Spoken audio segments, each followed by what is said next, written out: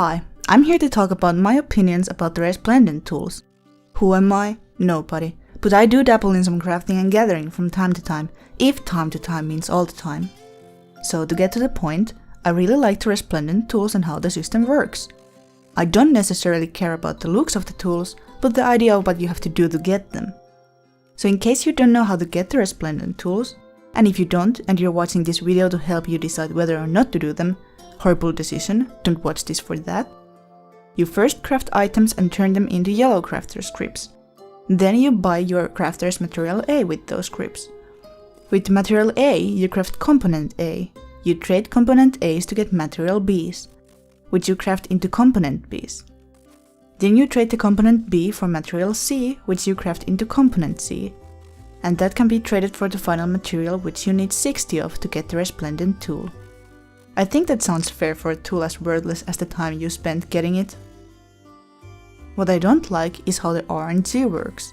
Instead of the RNG element being what I like to call screw you and screw this craft because I just felt like it, I wish it was something not necessarily more forgiving, but less annoying. So how would you do it then? For example, I was thinking instead of the conditions being completely random, there could be a certain amount of each condition and the order they appear in would be randomized. So each time every craft would have the same amount of different conditions, of course different for the different types of crafts, appearing in random order that you have to play around with, keeping the element of RNG so people wouldn't be able to macro craft them.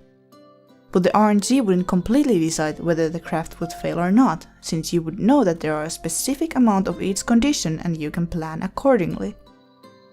And so that there wouldn't be a time when you get, let's say, 10 pliants in a row, every 4th or 5th condition could automatically be different from the one before it. Or something like that.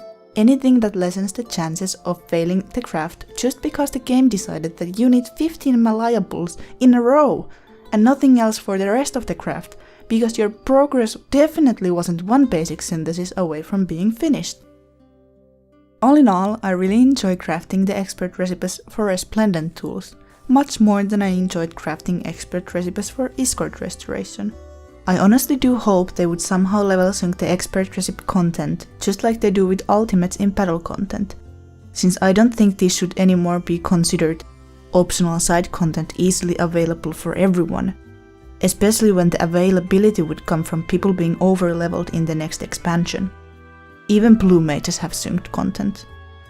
I don't think anyone should feel forced to craft the tools unless they want to. These are completely optional and no one should dictate how other people play the game.